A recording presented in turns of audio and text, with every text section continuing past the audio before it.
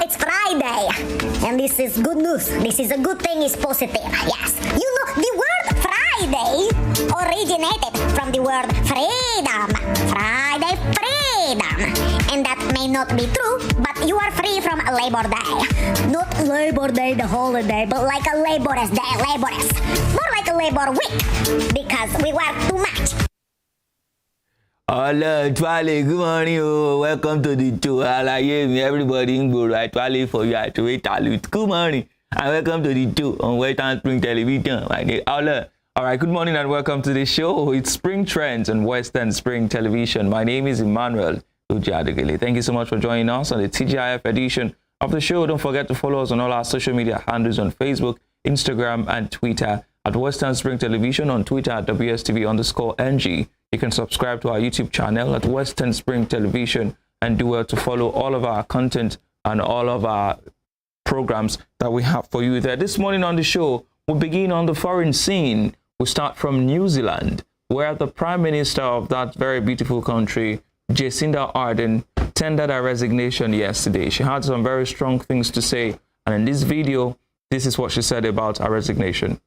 I had hoped to find a way to prepare not just for another year, but another term, because that is what this year requires.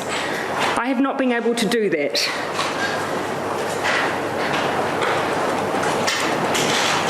And so today I'm announcing that I will not be seeking re-election, and that my term as Prime Minister will conclude no later than the 7th of February. This has been the most fulfilling 5.5 years of my life, but it has also had its challenges. I know what this job takes, and I know that I no longer have enough in the tank to do it justice. It's that simple. After going on 6 years of some big challenges, I am human. Politicians are human. We give all that we can for as long as we can, and then it's time. And for me, it's time. Well, you can see Prime Minister Ardern there fighting back tears. One of the most striking things that she said was that she knows what the job takes, but she no longer has enough in the tank.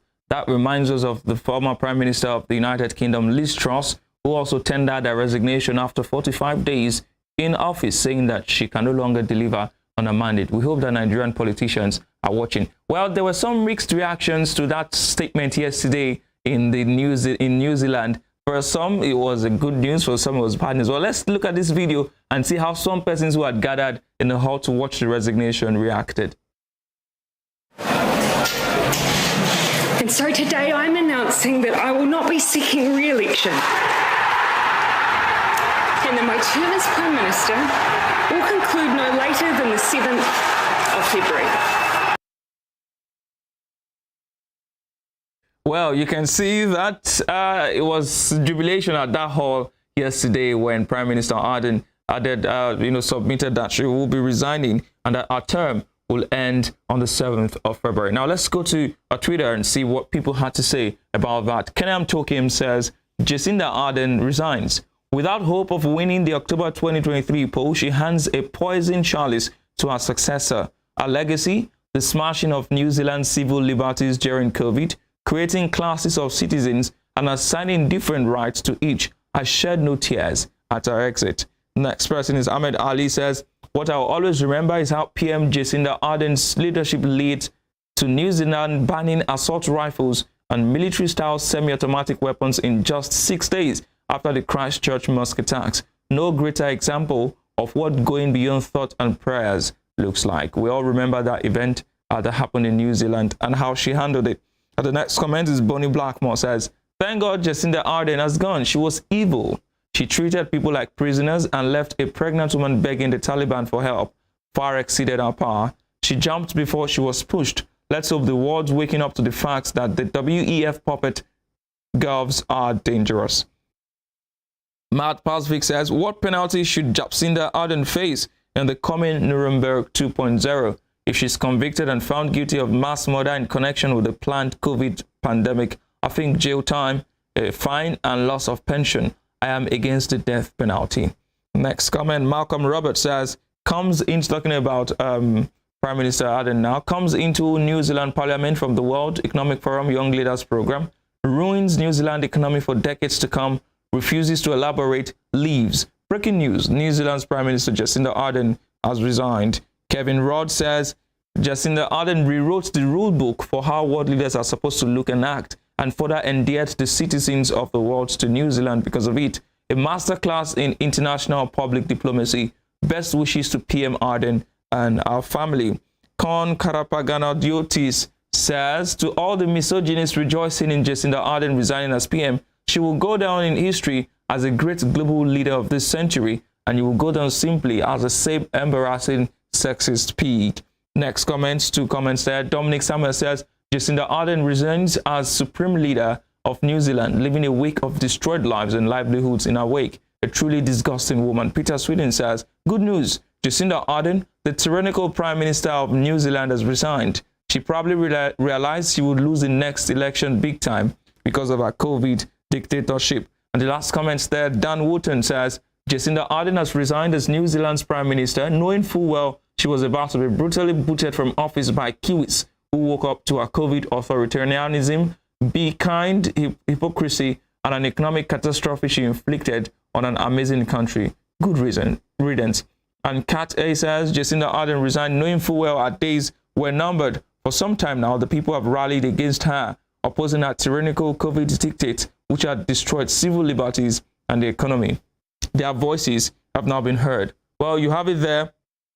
You cannot be too, perfect. People would like you, people would hate you. But whatever happens, we wish Prime Minister Jacinda Ardern all the best in our next endeavors. Now we move on to the next story. The next story here for you is what is happening in Nigeria at the moment. If you cast your mind back, you remember that in I think 2017 or thereabout, there was a very terrible bank robbery in Offa, Kwara State, where lives were lost and property were destroyed.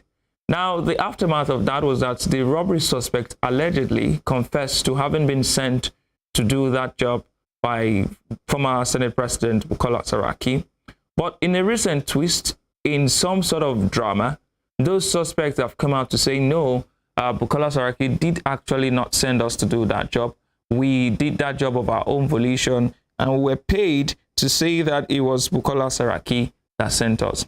Now, those robbers in Offa, yesterday, Arise Television put up on Twitter that the Offa bank robber said suspects narrate how disgraced cop Abba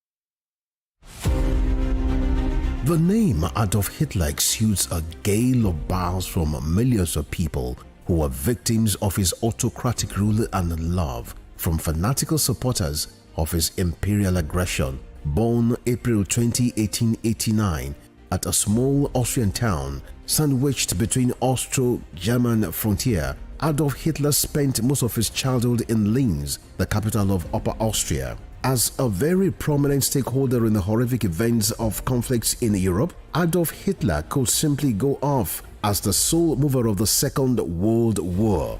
40 million Jews were murdered in the gas chambers of various Nazi camps on the orders of Adolf Hitler. Thousands of Adolf Hitlers still live in Germany today, but the majority of them are elderly and were named before the end of the Second World War. As the name pales into vanishing rarity, 13 children, according to official records, were named. All right, so yes, I was telling you about the robbery in Offa, Kwara State, and now some of those robbers were apprehended and said that they were sent by then former Senate President Bukola Saraki. And now they're singing a new song saying that they were not actually sent by the man, but were paid to implicate him. Now let's see responses to that. Baba BG says, LOL.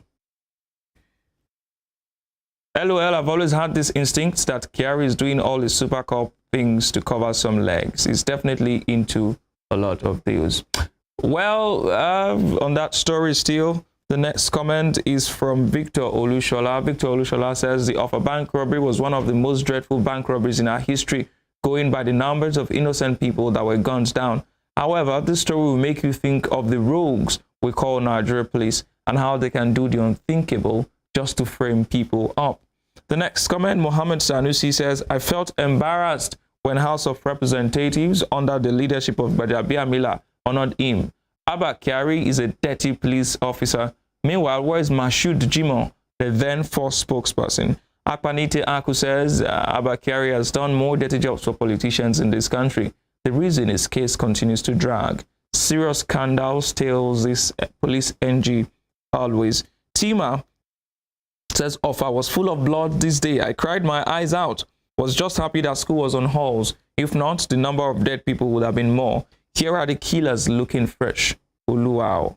The Michael Oluwatayo says, can you now see that in any evil that happens in this country is always backed up by one government official or the other? Don't be surprised that the police that killed the pregnant lawyer in Lagos of recent is acting on the instructions of one of their leaders to make sure they bring money to the office. And Adawa Chimelu says, the question should be, how did Abba Kyari, a police officer, get the 10 million naira offered to someone as a bribe? We all know how poorly the Nigeria government pays them. And since that amount wasn't from his salary, who and what bankrolled the funds for his nefarious activities? Chinelo Ezenwa comes next, says Super Cup, whereas he was in police station committing all forms of evil. If Nigeria is a working country, that Abba Kyari should provide those politicians that asked him to do it, because he did not just wake up and decided to implicate Saraki, APC, the evil party that thrives in lies. Well, that's that about the Offa robbery. We move over to the political scene where Atiku Abubakar, the presidential candidate of the PDP, has been dragged on social media. Remember, yes, this morning, in the course of the interview segment, we brought up that issue to the former National Deputy Publicity Secretary of PDP, Prince Dironde, asking him why Atiku Abubakar would have said that if you want to get contract, you want to get appointment from him and his government, you must show workings, you must show proof that you won your polling unit. And that story, yes, you can see it on your screen. Deliver your polling unit to get appointment, says Atiku. Now, people have responded very strongly to that particular statement. Humphrey Nwakeke says, CEO of SPV has started again. They must recover the billions spent on vote buying both in the primaries and general elections. We must reject these transactional politicians if we must move forward as a nation. Akune COBK says, that's why you can't make a good president. I thought appointment should be based on merit. So if anyone wins Israel awards, the person will be gifted an appointment as compensation, irrespective of the person's antecedent or reputation. Just the play. Now, the skillful one says, transactional politics on 4 legs. A key reason we have always had square pegs in round holes as political appointees, ministers, special advisors and assistants, commissioners, chairmen, members of boards, director generals, etc. This also breeds impunity and kills accountability. Al Pacino says, so it's no longer about putting round pegs in round holes. Atiku has nothing to offer other than grasping power at all cost. And by all means, just like his counterpart, Tinubu, get your PVC, vote wisely. Enugu Prince says, see how he thinks? We would miss Buhari if this guy gets to Aso Rock with this mindset. He's done sharing who succeeds him as president, now sharing appointment twere. Adekunle says he's saying, by all means necessary, go and win your polling unit. This is the signal that Atiku's election riggers have been waiting for. FYI is the best in that game. Ozone says once a criminal delivers his polling unit, he can be made Minister of Defense. Sad reality of Nigeria. Idedewo TVVN says, why is it that Atiku does not even hide his own corruption? Open banditry. His effrontery is beyond me. Anyway, just as he has always contested, he will come again next 4 years after losing this upcoming election. Arugbo Ole. Very strong words there. Last comment says, this is the Nigeria we want to flush out. Winning elections must not be for political patronage. Atiku is not ready for governance. And Kolasho says, so it won't be a question of competence, qualification, or credibility. Just deliver and get appointed. PDP will never change. That's that on that story. Now, before we leave the show this morning, on a very lighter note, we went to social media to show you something. A random Twitter person put up on his social media handle and asked people to give the pettiest reason they've refused to date someone. My pettiest reason for refusing to date someone was that she didn't know that there was a public holiday in effect. I mean, it was close to Ramadan period, and of course, it was fasting. You know that there will be layers and all of that, and you still did not know that there was a public holiday. That for me was a turnoff. But let's see what people have said on their social media handles and response to that. We begin with Asong. Asong says, he never understood the things I said. I always had to explain over and over again. It was such a chore. This is a valid reason to not date someone. Omoya Bookshop says, I discovered she was stingy. I was never wanting to share the little she had. My money was our money, and her money was our own, was our money alone. I had to run for my life. Thank you for running, Usain Bolt. Ian Olua says he likes partying too much. The one day I asked him, what if you're married? If you married a wife who was into so much funfair and partying as you, how will you guys be able to train your kids and have time for your home and family? He said, what's the big deal? He would dump his kids somewhere. Thank God she ran. Next comment, Learning Derated said, she said people from Ogun and Ondo can't have meaningful relationship. Her mom told her so. On my week, I had to tell her that. Why is she in school if she still thinks like that? I turned toasting to lecture. We need to stop some of these thoughts. Purple Bunny says, he literally has a story for everything and tries to relate to everything I say. I can't even tell the lies from the truth. Bright Future says, Omo, that girl get money past me, and she can't find waiting no good. Sean Luffy says, poor vocabulary lexicon. It's not even a someone, it's people. If I should decry that your grammar, this person too also made a mistake, is decry, not descry. You see, nobody is perfect. Here you are running away from someone because their grammar is bad, but your grammar is also bad. If I should decry that your grammar isn't as good as mine, then just vanishes the idea of us ever being a thing, love. You see, this statement is also problematic and chaotic. The punctuation is off, the spelling is off, and the use of the quotation mark is also off. So yes, you do not deserve anybody in your life. Thank God you ran away, and thank God they ran away from you. But that's that about the pettiest reason for not dating anyone. I'd like to know what your pettiest. I'm very sure that Biodun Anibaba ran away from a lady because, you know. Anyway, don't forget to follow us on our social media handles on Facebook and Instagram at Western Spring Television, on Twitter at WSTV_NG. You can subscribe to our YouTube channel on Western Spring Television. Follow us on all social media handles, watch our programs, and do well to spread the word. My name is Emmanuel Ojadigele. You find me on Twitter as EM Ojadigele, on Facebook, Emmanuel Ojadigele. Thank God it's Friday. Do have a lovely weekend. I'll see you on Monday.